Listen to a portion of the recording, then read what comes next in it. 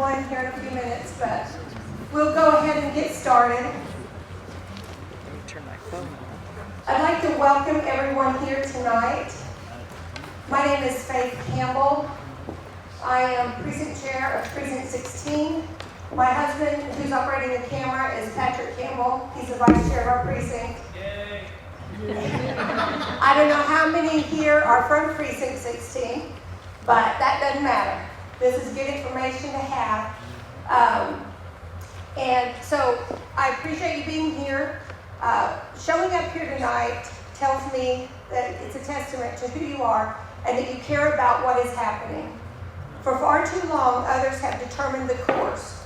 We no longer have that luxury. We must show up and educate ourselves on what is happening because they are coming. There are people who want to fundamentally change our way of life, as you all know. And they are coming. And they are coming. Consistently and continuously. If one thing doesn't work, they don't just quit. They change techniques. They change approach. They change language. They change the definition. Yes, they are changing definitions. Why? Because they have not been able to get around our principles. So now they are changing what the definitions are to confuse us. And I hate to use the word sneaky, but folks, they're sneaky. So being here tonight is one of the most important things that I think you can do as a patriot and to save your republic. To be here and be informed about how they're coming. Okay? So, what is 3030? Linda Murphy is here tonight. She's going to tell us what 3030 is. She's an educator. She served as an advisor to Oklahoma Governor Keating and as a Deputy Commissioner of Labor. Linda is from Rogers Mills County and lives in Elk City with her husband, Dan. Sandy Dean is also here with Linda, and she's going to also be giving us information about this. She's the founder of the Western Oklahoma Patriots. She's from Rogers Mills County, where she lives with her husband, Gary. So, without further ado, I have some things I want to mention to you at the end, but without further ado, I'd like to get started on what we're all here to learn about, and that is the 30 by 30 land grab. Good. Yay! Please welcome Linda Murphy. Thank you.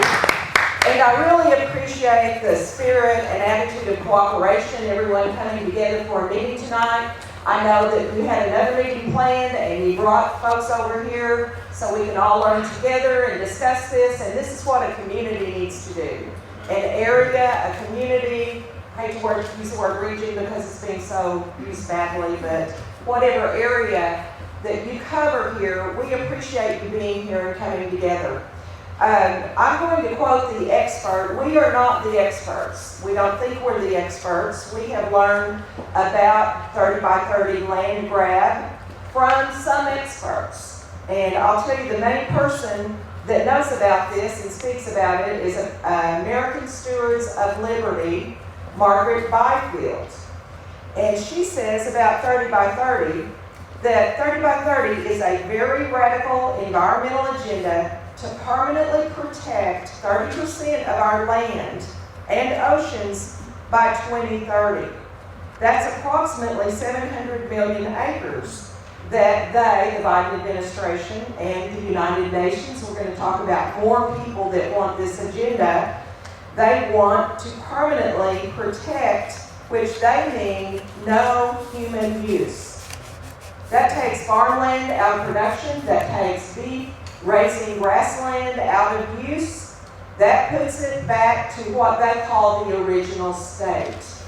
And the Biden administration uses the Center for American Progress report, very liberal, left-leaning, so-called science think tank, but that's where John Podesta is, if you remember him, from the Clinton administration and many ventures along the way. But the Center for American Progress produced a report called How Much Nature Should America Keep? This is being sold under protection conservation, restoration, rebuilding America. And that kind of loss of food production alone can be devastating. Okay, along the way, this 30 by 30 is a title or label given by President Biden through, all of the people he's connected with. But it means 30% of the land taken out of human use returned to the original state by the year 2030. You may say, well, the federal government already has more land than 30%, and they do. We've known that for a long time. Some of us who have followed the UN agenda over the years have known, how treacherous a lot of this could be, and now we're at a peak of treachery. That 30% has to be out of human use. So that wouldn't include all the national parks and all of the grasslands where people graze cattle now, and they lease it and they pay the government and they have grassland. That is being used. So what Margaret Byfield says is that only 12% of American land right now is in that original state. So although the federal government has over 40, 50% in the West, of all of these national lands, they're out there. We've got a lot in Roger Mills County, where Sandy and I are both from. We have grasslands, we have other national land that's designated there already.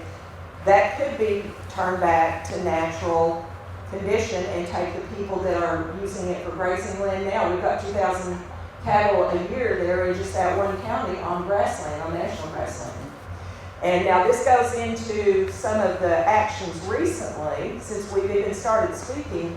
Biden's, for someone that can't speak a straight sentence, Come on. he's getting a lot done with billions and billions of dollars that we don't have to do things we don't want. And that's what's happening, and it's been happening. When I first started working on this effort to get the word out across the state, I knew about Margaret Byfield, the American Stewards of Liberty, right after Biden took office.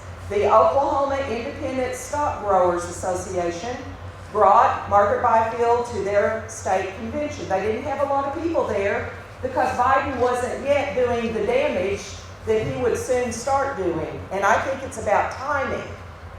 But when I got a call from Andrea Hutchison, who she and her husband have the chain ranch up in northwest Oklahoma, I had helped them with some of the stock producer issues that they have. And I think we've got John Stanley. Where are you? Okay, John, are you on the board of OISG? No, they've asked me to be on the board, Okay. and I've turned it down. Okay, but he is a member of Oklahoma Independent Stock Growers Association, and we have these farmers, ranchers that produce beef out across the state that have wanted to get their beef product labeled accurately on the shelves, because right now we still have USDA labels on meat that wasn't raised in America, but it's repackaged. I'm not saying all of it, but they can repackage any meat from any country and put that USDA label on it if it was packaged in the US. So these are some of the things I started learning 10 years ago from Andrea and Brad, and they formed this OISG, Oklahoma Independent Stock Growers Association. You say, well, wouldn't the Cattlemen Association take care of that? Unfortunately, we have big organizations in education. I'm usually talking about education. Same thing. Whether, no matter what, these big organizations that we trusted and have been around for years, and we expect them to be watchdogs for our interests, many of them buy into the Sustainable Development Goals of the United Nations. It sounds good. And so that's what a lot of this is coming under. You probably all in this room know that Karl Marx defines socialism as the abolishment of private property. And 30 by 30 is that tool that would do it, Margaret Byfield says. I agree. Yes. And I don't know if you know this, and this is not to attack anyone's religion. That is your own business, and I think we ought to keep a lot of that stuff our own business and not out in the public square all the time. But this is important. On the United Nations level, the Pope has written a letter, Laodicea, to the world about conserving the land, conserving the earth, Mother Earth, and that property is not absolutely private property. That's what he says. And there's a whole lot more. I'm just telling you a little bit. You can go check it out for yourself. But the climate agreement in Paris, United Nations, World Economic Forum has bought into the U.S., the Sustainable Development Goals, SDG. There are 17 categories, and under that a lot of things. Education's one of them, but so is agriculture, so is land. Restoration, they call it. This is not a new idea, any of it. It goes way back. And some of us who are, seasoned and experienced, older, go back, and this is even before my time of paying attention, actually, this first one, 1961. I was not very old at that point. The World Wildlife Fund, an international nonprofit, was founded by Europeans, the world's leading conservation organization. And they work now with conservation easement agreements with private conservation where people think they're going to get their land taken care of and it'll always be preserved for future generations. This language is changing. Sandy's going to tell you more about that in a little bit. But the World Wildlife Fund is directly involved, and they're a radical animal rights, world wildlife ideology group. They want rewilding of America. There have been proposals, and now in the writing of the Department of Interior, you find corridors from Canada to Mexico with animals rewilded. We had 2 meetings in Elk City in February. The first meeting on this was in Visay in January. The Hutchisons, Andrea and Brad Hutchison, had that meeting. And the Oklahoma Independent Stock Growers Association had a speaker from Kansas come down, and she had a national heritage area where she bought her land, and she found that it was designated without the realtor knowing, maybe, or if she knew, she didn't tell them. They bought the land and found out they couldn't build a fence on it. So a national heritage area is a problem, a serious problem, starting to zone and control and regulate your own private land. And so that's what brought her awake and aware, and she started speaking in Kansas. Okay, we had her in Oklahoma for a couple of meetings, and she was in Visay in January, but we found, as Sandy and I looked, we found we didn't have a national heritage area in Oklahoma. We don't have one. I hope we don't get one. But every county, every area of our state has history, heritage. We've got all kinds of heritage that could be designated as a heritage area. So we have to watch for that. And one of the places it starts, a lot of times, a couple of them that they tried to start, one got stopped in Kansas and Nebraska on the north part. That crossing the line, it was for Willa Cather, who is an author of children's books and books about the prairie, and every place where she wrote a story about, those counties were designated as national heritage. And this came out of an architectural department of a university.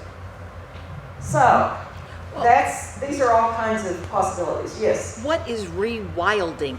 Okay, rewilding. I was going to say, when we were in our second meeting in Elk City, we had realized that this national heritage area was not affecting us directly. Hope it doesn't, but we've got to keep our eyes open. So we needed to look and see what is affecting Oklahoma specifically. And I knew about the paddle trails legislation, which had been filed several years back. 0506 was the first bill for western Oklahoma. The Great Western Trail, it's called the Texas-Montana feeder route there, but it's the Western Paddle Trail. And it goes from the tip of Texas to Ogallala, Nebraska. It goes all the way through Oklahoma, from the tip of Texas to Ogallala, Nebraska, all the way through Oklahoma, Texas, Oklahoma, Kansas, and into Nebraska. That's the Great Western. That Trail and this other trail that you're nearer to, the Chisholm Trail. You may have folks here tonight that have land on the Chisholm Trail, but this Chisholm Trail, it looks longer, but it's really not, that's the map and the way it came out. But that one goes to Abilene, Kansas. It's actually shorter. It goes to Abilene, Kansas, and that's where it ends. But from the tip of Texas, Oklahoma, Kansas, and Abilene. That trail, the Chisholm,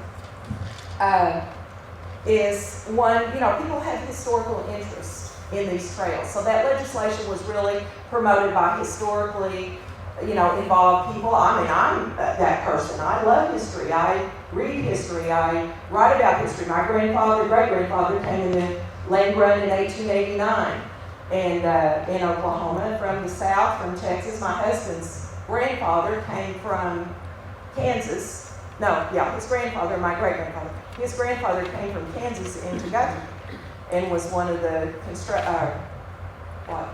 contractors, not construction, but contractors that built some of the buildings there. But anyway, we love history. Sandy loves history. She'll give you some of hers, and we're not against that. But this legislation says that the National Park Service will have control, will have authority over this land. It's designated to be a part of the National Park Service trail system. Well, you get to thinking, those go all the way, way up, and they even connect on the north end. They connect up into Canada with other trails. So I'm thinking this rewilding of the land where they want a corridor from Mexico to Canada, I thought, these trails make a great place to get that going if those go under the National Park Service. Now, I'm going to tell you why that matters in a minute. Department of Interior is the big department, and under that, National Park Service is one of the bureaus, one of the agencies. And the woman that heads that up under Biden is a radical leftist who was the Democrat Party chairman of New Mexico. Then she was the first Native American elected woman elected to Congress. And she has a radical ideology. You can listen to her words. I'm not going to read all that tonight, but the National Park Service is under her. Okay? At this meeting then in Elk City, where we were talking about the Chisholm Trail, the Western Trail, and I said, this one goes to Ogallala, Nebraska. When we finished, a man stood up and he said, I'm with the Rural Water Department. And he said, we need to be concerned about water rights.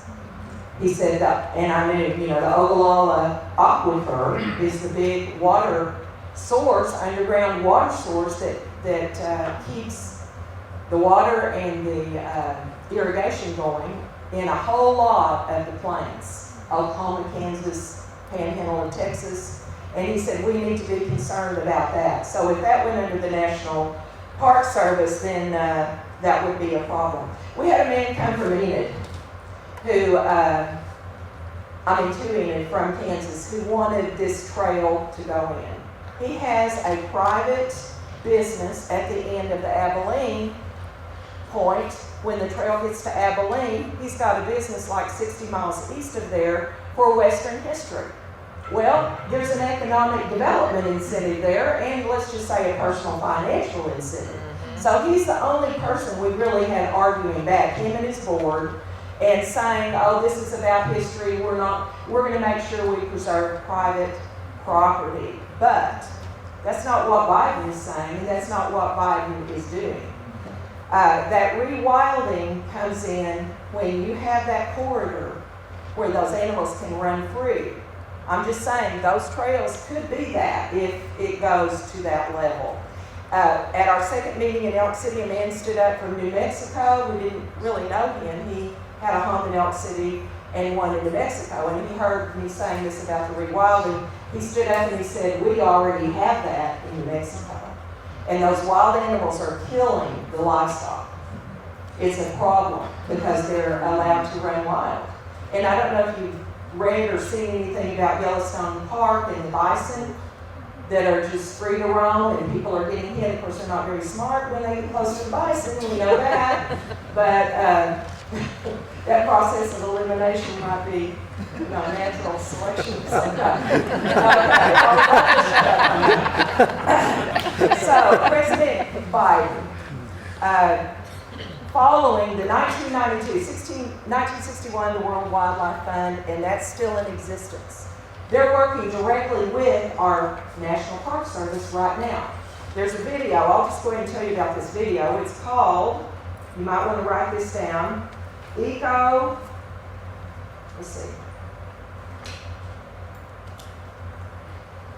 Cooperative Eco-Cultural Restoration of American Bison. And on that video, you'll see the National Park Service, which is our federal government, a Tribal Development Corporation representative, a man who is a member of the Sioux tribe for economic development for the Sioux, and the World Wildlife Fund representative. And they're talking about getting the bison back in the land, and the Tribal Development Corp guy talks about the spiritualism involved for the tribe, and these bison are their brothers, and that when they're extinct, that's making the Indian people extinct. There's a whole bunch of, belief system, mysticism, and the federal National Park Service guys just sitting there going right along with it and agreeing. And this is part of the restoration. It's not just for the land, it's for restoring the people. That's what Biden says. He signed an agreement with Canada and Mexico in January of this year. I started working on this with Andrea Hutchison back in November. She called me or sent me a message, can you be on a Zoom call? And it was with her, Angel Cushing from Kansas that I mentioned, and a woman named Mindy Patterson who works with animal owners' rights all over the United States. I knew Mindy too. Didn't know Angel, met her there. And then, that was in November, but then in January, right after that, we have Biden signing the National Heritage Area Extension Act. He put more teeth into expanding national heritage areas. 5 days later, he signed the Declaration of North America. If you go to the handout that you have there that says New Expansion of Federal National Land Management Control, you'll see a lot of information. I'm going to go to a few things and you can read all of this later. Biden signed this National Heritage Area, then under that White House Declaration of North America. That was on January 10th of this year. This includes he restates in this, he makes the statement again in the Declaration, taking 30% of the U.S. land into federal management and control by 2030.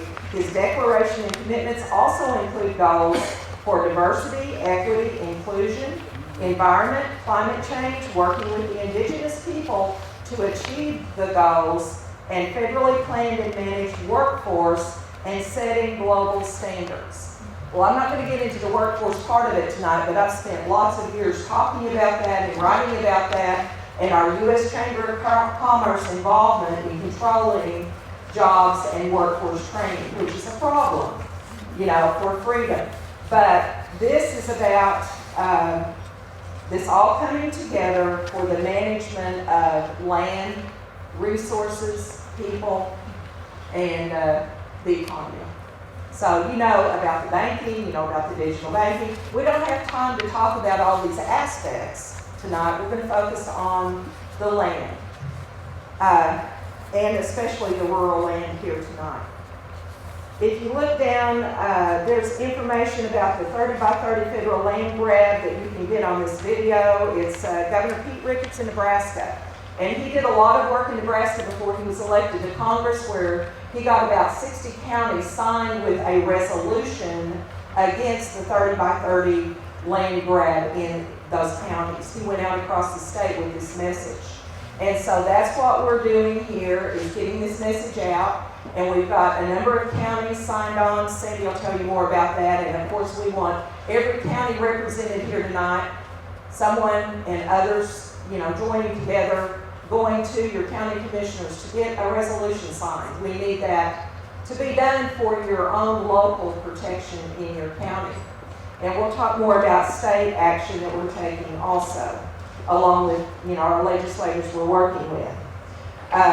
If you look on the second page of that handout, I think it's important to realize this Department of Interior, I talked about the woman that's the head of it. Her name is Deborah Holland, H-A-A-L-A-N-D. It's spelled A-A-L-A-N-D, but pronounced Holland. I don't know it. And you'll see her on the news sometimes, and she's very sharp. But she and Kamala Harris were two of the drivers of the radical left agenda on these things when they were in Congress together. And now she's the head of the Department of Interior. Bureaus and divisions under her, under the Department of Interior, include the Bureau of Indian Affairs, Bureau of Indian Education, Bureau of Land Management, Ocean Energy Management, Bureau of Reclamation, Bureau of Safety and Environmental Enforcement, the National Park Service, which we've been talking about with these trails, Office of Surface Mining, Reclamation and Enforcement, the U.S. Fish and Wildlife Service, the U.S. Geological Survey, and this is from their own website, from the Department of Interior.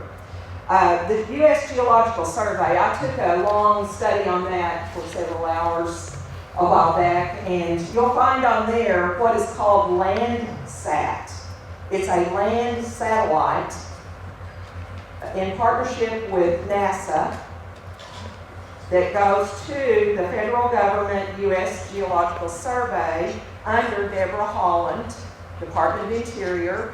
And on that page, on that website, you'll find a lot of pictures of land. And they can even tell what crops are being grown, where they're located. They can zero in on some minute detail. Look what we can do with Google Maps. Of course they can, And so every 8 days, what I read on there, every 8 days, it takes a picture of the whole earth, all the way around. So the changes that are made, et cetera, et cetera. How much reporting has to be done by individuals if they can zero in on your land and see what you're doing and find out? Okay. Biden has recently stated that he's making an atlas of all the land in the United States. Well, really, they've got one. I don't know how much further or what he's going to do with that, but we know it's all about control. Control the land, control the food production, control the people. Mm-hmm. And we have got to be wise to this. So I think I will just stop on that, and let's let Sandy come on up and talk about these conservation agreements, because this is very important for landowners to realize what they need to look for. Ready? Do we have a power? Yeah. I was calling him, I like his ringtone. I like the smell of leather and hear the cows moo. My daughter I had a leather candle in my house, and she just couldn't believe I like the smell of leather. Anyway, I'm Sandy Dean. I'm from Roger Mills County.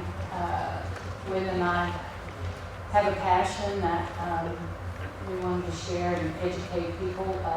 2 years ago, I started a group called Western Oklahoma Patriots. I felt like Western Oklahoma people weren't getting educated enough, and we needed to have a voice. And so I started that group, just a small group, and that's where I post a lot of stuff that Linda and I find. I share her posts. So if anything that Linda's told you, you can go to her Facebook page, Linda Murphy, or go to Western Oklahoma Patriots, join my page. Everything I find out, I post there. So it's a lot of good education stuff. So that's where our power is. Our power is in the education, And so that's what I am wanting to tell you. My family, 4 generations of my family from Roger Mills County. My family came in the land run in '92. And we're 4th-generation farmers. So the land means a lot to me. History means a lot to me. But private property is important, and I value the land. So they're coming for our land. And I know all the government, like the United Nations, all that sounds overwhelming. But we can do something, each county. we can do something ourselves. So like we feel helpless sometimes. But if we can take and get our county behind this 30 by 30 support, like all 77 counties, we can get support in the state government, get a bill passed to protect ourselves. That's all we can do, you know, just try to get the county commissioner. So what I did, we were the second county, Roger Mills County was the second county to sign the resolution. Dewey County, Andrew Hutchinson's county was the first. And so I got the template, and I took it to made an appointment with my county commissioners, got on the agenda, took on my information. So anybody that needs information, we have anything you want to email, like you can take your county commissioners. We have a template, a Word document where you can put all the wording in there you want, and all the information that your county commissioners need. So it's not our job to tell your county what to do. It's you as citizens of your own county to go to your county commissioners like I did. They were very receptive, and in 2 weeks we had a county resolution. So it just protects those citizens of the county if the federal government come after you. Can you explain that resolution? Yeah. What does a resolution do? Okay, a resolution it says that your county is not going, like, just to, I don't have a resolution. I got it. Okay. It just protects the landowners. If you go to court, say somebody's coming after your land or your water rights, and if your county has a resolution that they are not supporting the 30 by 30 land grab, you can take that document into court with you. It's called Resolution Opposing the Federal Government 30 by 30 Land Preservation Goal. And This is already sent to, so this has already been typed up for Garvin County. It's already been submitted, and we are very blessed and fortunate that we have county commissioners sitting here in this meeting right now, learning what we're all learning right now.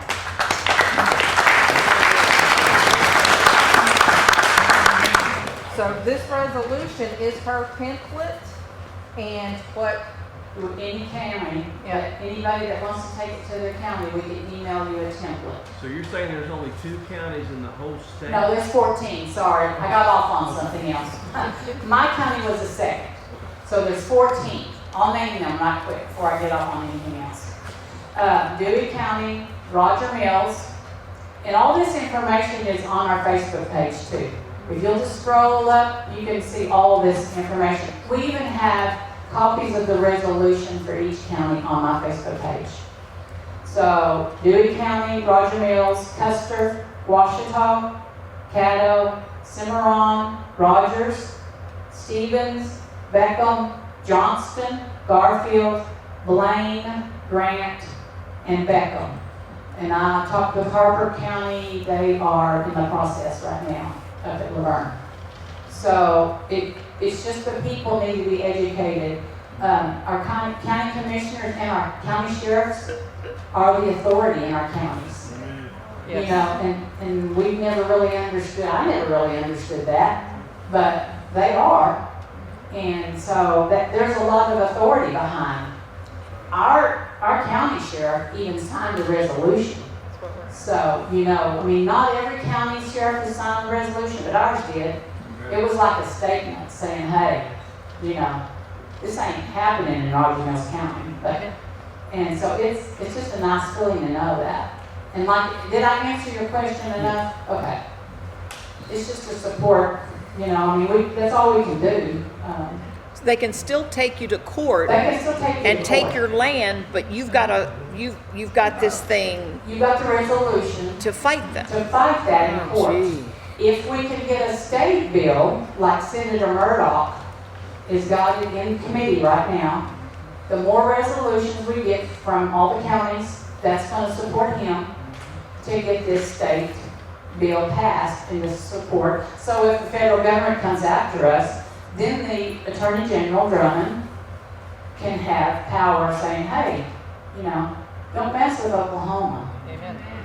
So would that keep our private land from having to go to court then? If it was in a state bill that you I can't? don't know, I mean, it will help. It's not, who knows with everything going on. But it's something, I mean, you gotta start somewhere and, do all we can do, so.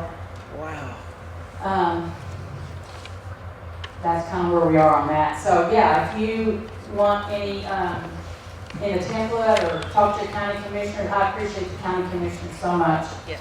They are a good old boys. So anyway, and also like I say, I'm a landowner. My husband and I have cattle, and so I'm real big into the farm agency and all that. So what my purpose is to tell you landowners, if you have any kind of CRP land, any kind of equip, anything like that, you need to make sure if you re-sign up for that stuff, the language has changed. They will not tell you that.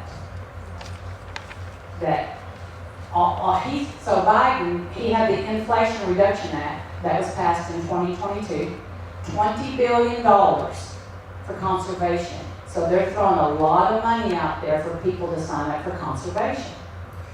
And 800 million of that has already rolled out this spring.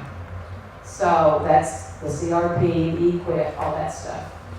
But, as you guys know, additional funding comes with federal strings.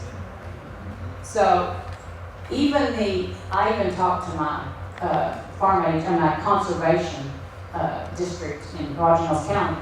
Some of those guys don't know either. So, you know, read up what you can and understand what's going on. But I have copies of some of this that if you're a landowner and you want more about this conservation changes, the wording in it, just let me know and I'll give you a copy of that. So when private property is enrolled in one of these programs, sometimes it's in perpetuity, like that's forever. That changes your whole family dynamic, you know. And people, like we have 30,000 acres of grassland in Roger Mills County. So the federal government could be coming after us pretty fast, you know. And they're wanting these people, so private conservation people can come in and offer you money. I know there's one person in Roger Mills County that happened to give him a tax break. Well, he signed this conservation easement through this private property. These private property people buy it and then they sell it to the federal government to make money. But they sign it forever. It's, like I said, perpetuity. So if somebody does that and they sell that land, guess what? That conservation easement goes with it. It don't go away just when that person sells it. So make sure if you buy land, there's not a state law, there's not anything that says that anybody has to tell you that there's a conservation easement on your property. You have to go to, I would have your real estate agent. I do anything I had to do. It does not have to be filed in the courthouse. You need to make sure that you don't have a conservation easement. I'm a professional land surveyor, and there's a title commitment that if you buy a piece of property, you don't have to, but if you buy a title commitment, you have to read. Yeah, so I'm a professional land surveyor, and so we work on title commitments. We get up to surveys all over the United States. So if you buy a title commitment, you get the title company to do that commitment, you'll find in Schedule B, there'll be all the exceptions to the title. So the abstract companies, we normally go through and find all those exceptions, but they don't find every one of them. And you'll get one title company that will give you maybe 1 through 18, and another title company will find 1, and then they'll skip down to like 9, and then they'll find 9 through 36. So you need to make sure whoever you're dealing with in title knows how to do title research properly, because when you go through and you look at your abstract, in Oklahoma we're an abstract state, when you look at your abstract, that's your chain title, everything that's happened within that index. So if you can go and do this research yourself. You don't have to have anybody to help you. But if you go into the courthouse and go into the county clerk's office, you can find all of the information. And what she's talking about, these easements, they'll be filed in there under your legal description. So Alta surveys would reveal this kind of information when you're buying land, or just getting a title commitment. You don't want to actually get a title Alta survey, but and you buy a title policy. So if anything came up from that, from that land buy, that you would be able to recuperate your input costs. So if you buy just use this for example, if you buy a lot and you pay $25,000 for the lot and you go to $250,000 house, the title policy is only going to cover you for $25,000. It's only insurance. It covers you from the things that happened in the past. So you really need to pay attention to what you're buying to make sure that you're going to be covered in the future for these easements. Thank you, Wow. that's great information. Wow. Yeah. You want to do that? Yeah. So anyway, just plus, also the conservation easement, let me tell them one other thing. Governor Ricketts did a study when he was doing the 30 by 30 in Nebraska. He had the revenue department do a study and it said conservation easements devalue the land by 40%. So devaluation plus growth, you can't build a fence, you can't build a barn, you can't do anything. So, there's a lot to that. So my part is just kind of educating, on the conservation stuff. So that, on that page you gave us where it says Oklahoma Chisholm Trail and Great Western Trail, that House Resolution 247, No, that's the resolution. So that's House Bill 247 is the bill in the United States Congress that is wanting to put the trails in the national park system. That's a different deal. That's not the that's not in the resolution. Yeah, let's We're- so would we be for this? No. We pushed, in fact, Well then why wouldn't we be all over Cole and Lucas? Yeah. we have been. And we all need to be. Okay. Yeah, so that's another story. Yeah. Lucas co-sponsored and Cole. Tom Cole started it in 2005. Frank Lucas had signed on, off and on for 18 years. He's my congressman. I don't know if he's yours or not. Yeah. He is. Second district. Okay. Okay. So we're butt buddies, but anyway. Sorry. Anyway, they work together. And so, I went to Frank at a town meeting and told him that we didn't, people don't want these parks into the national park system. And finally, I think we were going to go to Enid, right on the trails, and I caught him, he's from my county, so I called him at my county convention, and I told him, I said, people are upset, and you need to back off of this.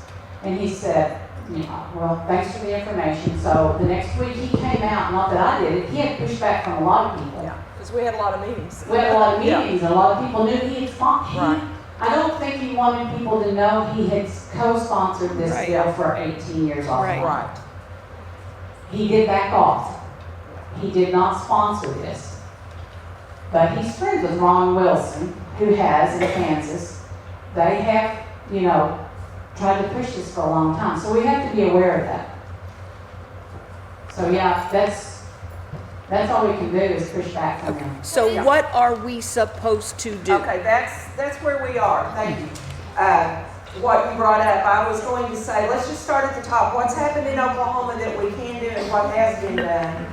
The governors, there were 15 governors that signed a letter that Governor Ricketts put together. Governor Stitt signed it. January 2021. Okay. Now, this is when Biden first went into office, obviously. Ricketts was on top of it in Nebraska, had already done those meetings that we've been talking about, done some research. Governor Stitt saw the need to sign that letter with the other governors. That's good. But this has become huge with billions of dollars rolled out. I've got a list of all the money that I pulled out that's been spent. Sandy told you about some of it. $3 billion from the USDA to the USDA's Climate Smart Agriculture projects. That was in December of 2022. 2.8 billion awarded in September, climate smart agriculture projects. 2022, the UN Biodiversity Conference, 200 countries. They set 30 by 30 as an international goal. Okay, I could go on. There's a list of what's happened, a lot. So it's not going to be enough, and that's why we knew these counties needed to stand up and know, and first of all, just be awake and aware. Like what Sandy just told you about the conservation easements is critical, because when you don't look at the new language, you think you're just doing what you did before, but it's changed if you're in that kind of a situation.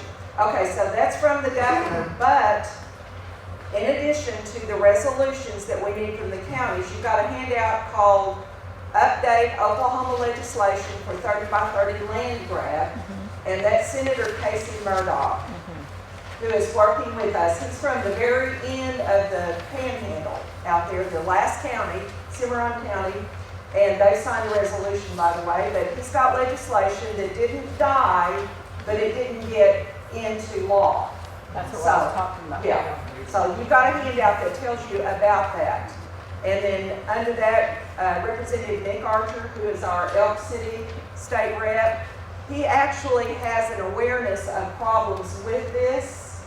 So he is really ready to help file a bill in the House. Good. And I believe Warren Hamilton is one of the co-sponsors on the state bill with Stacey Murdoch. Yeah. And there will be others, because this is going to advance as we continue to all work. We can't do this. We're not experts. We know what we know, and we share what we know. But all of you, all of us must do that, you know, with our friends, our family. And when we have an interim study in a few months, we need people to support that and have, there'll be some speakers there to help get attention on that at the state capitol. You know how crazy it gets up there, right? With all the bills, and some never get out of committee, some never even get heard. Yep. So we've got to have a lot of awareness across the state to do something with this. So who do we call to make Casey sure it Murdoch. gets heard? Casey Murdoch will tell you what's going on. They're not there right now, but when they get back in session, he'll have a bill filed, and they can tell you, you know, what needs to be done at that point. His secretary, his office. You also call your senator, All your own Senator McCourtney. Yeah. Tell him you want to sign. Right, but doesn't Support. Greg Treat stop everything? Well, I mean, yeah, we could give up, but we're not going to. He Well, tries. That's But what they want us to do. right, and just like Common Core, you know, I fought in that battle, and Common Core was a done deal. It was law. It was mandated. Every school, every district had to do it, K through 12. What we're dealing with the books, you know, the pornographic books, all of this stuff, it was in the Common Core. Congressman Burkeen stood on the Senate floor. He was a state senator at the time. He's now a congressman, and read part of The Bluest Eye, which is a very vile book that was on the State Department of Ed website right then as a recommended book. I mean, it's extremely right. You know, I could go on, but it's very, very graphically vile. And so we got that bill, we got that law repealed. We got the law overturned. Now, did that stop it? No. The flood came on in through, shall I say, Joy Hoffmeister? Yes. The Joy Hoffmeister. So we have one problem after another, but do we quit fighting? No. Because if we don't fight this stuff, then it gets worse. Yeah. You know, look at California, look at other places. We can't just let the leftist ideology take over. And education is the start. Right. You know. So And if we- talking to your congressman nicely. talk to our congressman, and if we call senators. Casey Murdoch's office, they will tell us who else to talk to. Right, once Just we're back in support. session. Yeah. So I didn't know how all this worked, because I'm not a political person. But Linda's kind of fills me in on Well, that. I learned. She learned, yeah. In the fire, I learned. But anyway, they have to do this interim study, and then that will give them, you know, fire going to get the bill passed. Okay, now let's talk about the 247. We talked about it somewhat, but you've got a whole handout on that, or some of you, I think they might have ran out. But if you, does anyone here live on the Chisholm Trail? Does anyone here live on the Chisholm Trail? I don't know. It's land grab legislation action Do sheet, you? HR No. 247. Someone was asking It's over about at it. Duncan. You do? Duncan. Oh, okay. Would you mind explaining that this trail, people seem to think that it's this narrow? Yeah, we'll talk about that. That The trail, what the National Park Service has done with trails in the past is say, I believe it's called the view shed, as far as the eye can see, that's part of the trail. Now, I don't know if they will do that with this, but here's the problem, it's in control by the federal government if this bill passes. Okay, and this bill will probably be renumbered next year, but you can pull it up right now online and look at it, read it, and it designates these two trails. Yeah, and it's on our Facebook as well. So think about cattle going down a trail. Do they stay in line? You know, we try to get first graders and second graders to walk behind each other in line down the hall. Cattle don't do that. You know, they're spread out, and if you go to a watering area, they're going to be a mile wide sometimes. So how far will the trail take in? We don't know. And here's what's dangerous too, just fleshing it out a little bit. You know, will this happen? It could happen. It can happen, and it's happened in other areas where the federal government comes in then and starts surveying for the endangered species and listing those and saying you can't use this land, you can't do this, you can't do that because you've got endangered species here. We have Well- that problem in Rogers County with the prairie chicken. Right, prairie chicken. We've got a problem when you think about it with those species, if they're identified, do they walk down the trail? No, they're going to be spread out all over your property. So then what? What are we talking about? I mean, potentially, under Biden, without brakes put on, we've got a big problem here. Now, I know Congress is working on a lot of this, but how much will they get done? And we need to have city, county, states' rights against the federal government, 10th Amendment. This isn't really the federal government's business, but it has become that. And we know we've got a states' rights committee at our state capitol. So a lot of people are concerned about what Biden's doing. We just need you all to study this even further. Get some information of your own that you can relay, you know, what you feel comfortable saying to your legislator. Yes. You might also state that these things, these action items you're talking about taking, wouldn't prohibit anyone if they so chose to sign up for these programs. Right, an individual landowner has private use of their land, so if they want to go into an easement, they can. It's just that we know people need to be aware. Yeah. And as far as these trails are concerned, we're really happy that we came into that, because when we started looking and finding, this goes back to 05, 06, was it ever a good idea to let the National Park Service have any control over private land? No. No. And this man Private. that came out of Kansas was telling us about his vision and how they worked on this 20 years. And I said, your vision cannot be fulfilled by taking other people's right to their private property. They don't want the federal Thank government you. on their land Thank with you. any kind of Votes. control. Votes do matter. Yes. they And do. if you don't vote and you don't study who you're voting for, their record, that's all you have to look at, is their record. Is it good for you and your family? Yeah. That's what you have to look at. Yeah. Votes matter, folks. And Tom Cole does need to hear from his constituents Yes. in his district to know that they do not want any kind of federal land designation in their counties. I have Because asked it's Tom now Cole dangerous more than to ever. resign 3 times in a public meeting. 3 different public meetings. Of course, he hasn't done it. There may be a candidate someday, but at this point, I think a lot of public pressure can make a difference to backing off. We've seen it with Lucas. We saw it in Kansas. After we had all these meetings in Oklahoma, some pressure started growing in Kansas against the trails, and the man that has the bill now decided he's going to wait. He didn't say stop. The letter even says, I'll get with you later on this, but he told the committee chair that has the bill in the committee not to push it right now. Why? timing. If we go to sleep, if we're not diligent, if we don't keep our eyes open and look at what we're involved in and what's going on in our own city, county, our own land, then these things can come right in. So thank you all very much. Do you have any questions? We'll Thank stay you. around. Yes. Thank you, Linda. Thank you.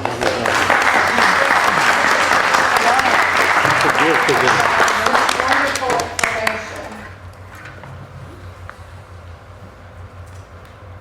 I would like to mention that our constitutional sheriff, Jim Mullet, is here tonight. Yay! Is he gonna sign the resolution thing? I'll Well, clap for you more I'm sure- if you sign it. Yay! On the 10th of July. Where is it? Where is it? Let me go give it to him. The 10th of July. If Jim Mullet says he'll do it, he'll do it. 10th of July. So I also want to recognize our three county commissioners that are here. Randy Chandler, Mike, that's a hard one for me to say, and Gary Ayers, of course. So let's give them a round of applause.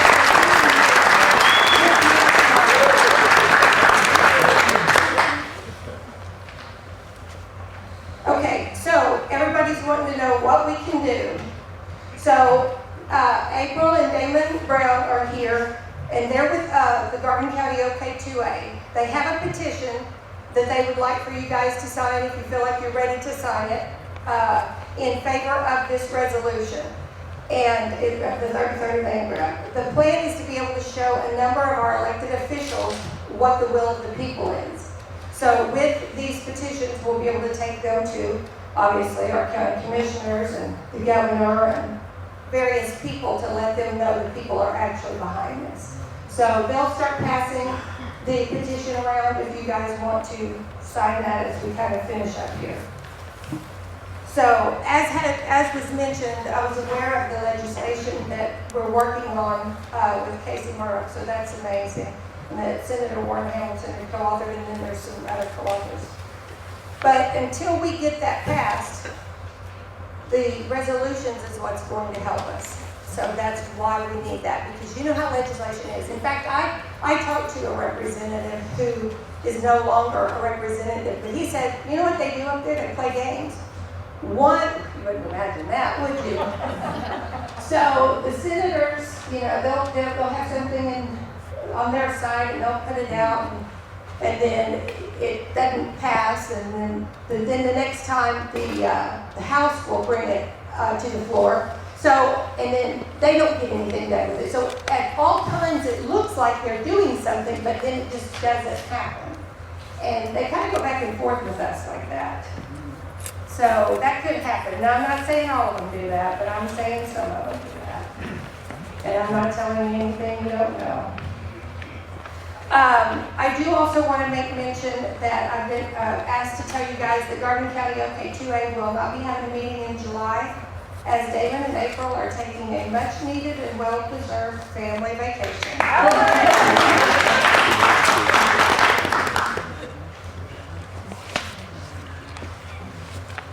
All right, now something I would like to tell you guys about. Garvin County is implementing a program called Brigades. If anyone is interested in being involved, please let me know. Brigades are a very easy way to help save our republic. It all starts close to home. As many of you know, those who want to change our way of life are coming at us from every direction.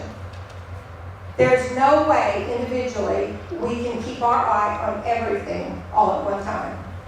Brigades are designed so that someone is watching at all times, and it's a small commitment for each person. The way a brigade works is one person, I don't want to leave anything out. One person is assigned to one meeting per month, depending on their area of interest. For instance, we have several school districts in our county. If that's your area of interest, you would be assigned to a school board meeting per month.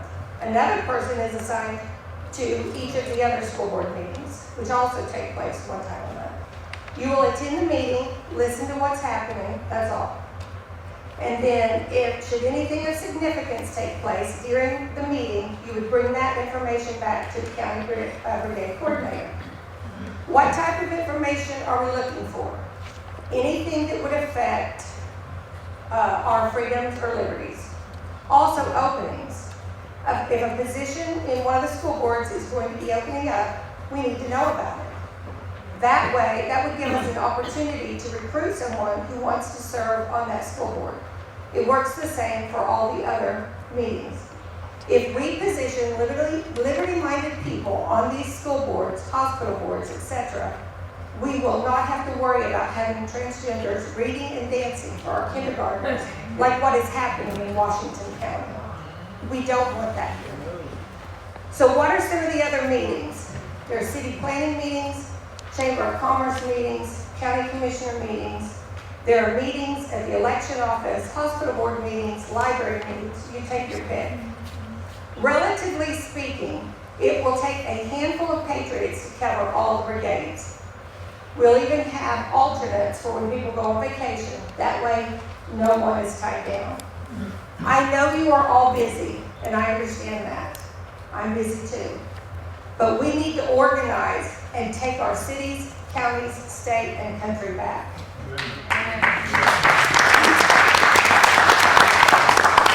I like to say, we're not being asked to storm the beaches of Normandy. What we're being asked to do is way easier than that. So today, we're in an information war. We need to stay current on what is happening around us because, as you all know, we are on a very slippery slope. And about halfway down that slope. So, I'd also like to talk to you guys a little bit about, so be sure afterwards, if I don't hear from you guys at this meeting, because everybody will be ready to leave, I will be reaching out to you guys, and I will be asking you to maybe think about committing to being on a brigade. And if you would like to maybe do that, it's like maybe 1 hour a month to go listen to a meeting. You don't even have to interact, just listen. We're wanting information so that we know what's going on around us. That way we're all watching each other's backs. It's a brilliant idea, wasn't mine. Charity Lynch actually thought of it, but anyway, so that's what we're going to be doing here, and I would definitely like to see if I can get some participation from you guys. I'll be reaching out to you. So how would we contact you if we wanted to contact you? So my name is Faith Campbell. My number is 405-207-8807. Okay. And so the next thing I want to talk to you guys about real quick is the primaries. I'll be the first to admit that I used to neglect voting in the primaries. But now that I have become more involved, I understand how extremely important the primaries are. I want to encourage each and every one of you to be sure to show up on primary day. Yes. We have about 2.3 million registered voters, and we get about 1.2 million on average vote in the general. Can anybody tell me how many they think show up for the primaries? It's a fraction of that. We're talking a couple 100,000. Not many at all. And the problem with that is many times we have very liberty-minded candidates that are running, but no one knows their name. Matt Huggins. Running for city council. When is the runoff, Matt? September is the runoff. September 12th. So these candidates are losing in the primary, and it's simply because we are not showing up to the polls in the primaries. So we have to correct that. We can no longer vote on name recognition. That's the other thing I've noticed since I've been in. People, in 2020, I decided to get a little more involved rather than just voting, right? So I started working the polls. And you can't imagine the people that come in there and say, I don't know who any of these people are. And I cringe. I might go home and research. Come to a meeting, I'll tell you about them. But anyway, so we have to be careful who we are putting in office. I know I'm just preaching to the choir, I know. But I just want to say it. Just because they have an R behind their name does not mean that they are liberty-minded. Okay? And I know you know that too.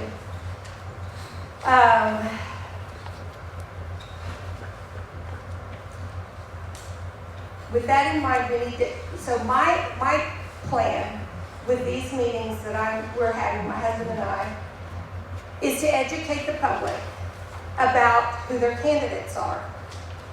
To present information that is factual, such as voting records, looking at financial contributors, and to help people navigate the Oklahoma legislators' website to help you become the most informed citizen and voter.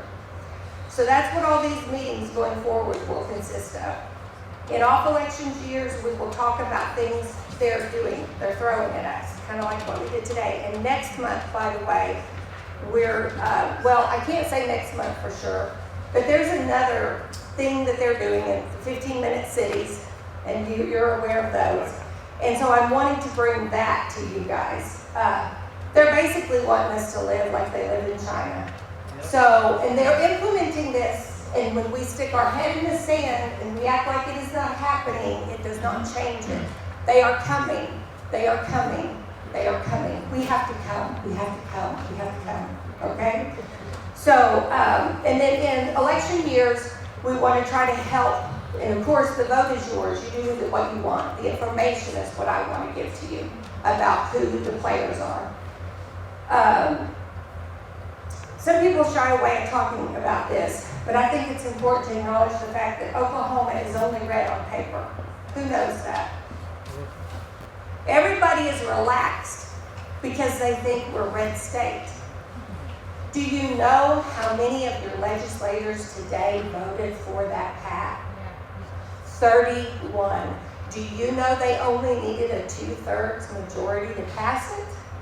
Which is what, 36? That's pretty close. And while this meeting has been going on, I have been reading information that says it did pass. I don't know what happened, but we have a problem, and I know you know it, but we have to be careful about who we're putting in office, because the Republican Party does not have anything in our state rules that say you can't be a Democrat today, register to be a Republican tomorrow, and run for an office the next day.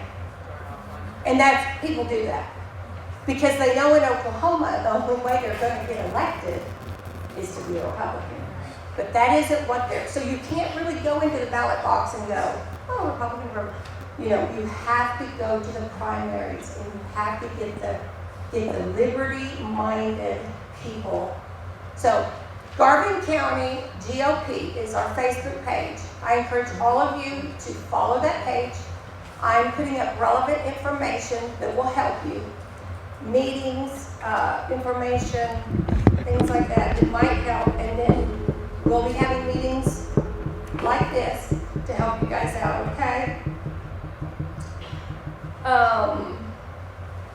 I will say that some of the people that sign these things are misled. Like, you know, they get bad advice. But some of these people actually have higher aspirations for higher offices. And the tribes have a lot of money that they can throw behind a candidate. And for a mere promise of, I'll get you in office, they will do what the tribes need. So anyway, I appreciate you guys for being here. I would like to before we leave, I would like to have Tyson and Kaylin come up, please. Kaylin, And if I can get everyone to stand, we need to salute our flag that we came here. It's what we're here for. We're God and country, right? So we don't have a flag. Next time we have a meeting, I will definitely have a flag. I got one. Oh, nice. Very Good job.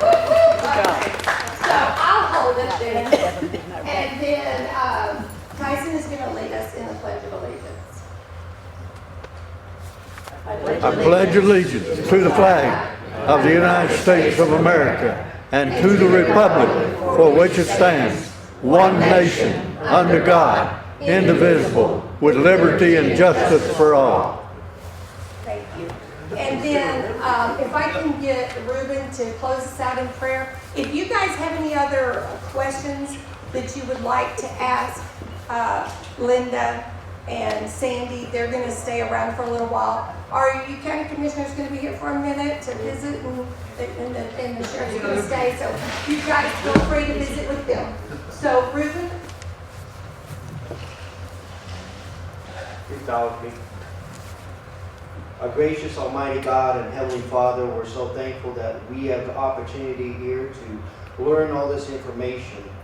We live in a land that has been dedicated, Father, to many men and women who fought for the freedoms that we enjoyed, that were men who claimed your leadership over them, Father, who fought to allow us to have the rights and privileges we have right now. And Father, we ask that you give us wisdom to guide us in the decisions that are being made, that we will stand up, Father, proudly and courageously for the falsehoods that are coming out through the thievery that's happening to the American people, Father. We ask that you will guide us in all that we need to do, that we will have the courage to stand up against those things. I pray and I'm thankful, Father, for the women and the men and all those who have been a part of this meeting that allowed us to learn all this information and has pointed us in the direction where we can learn much more. Father, may we continue to do so, continue to fight for the freedoms that you've given us. We pray all this in Jesus' holy name. Amen. Amen. Thank you everyone for coming. I do want to also say real quick, besides being the precinct chair and vice chair, Patrick and I are state committee people for Garvin County GOP. So if you have anything that you would like to address in regards to the party, you're welcome to call us or our chairman, Troy. Thanks guys. Bye-bye. Folks over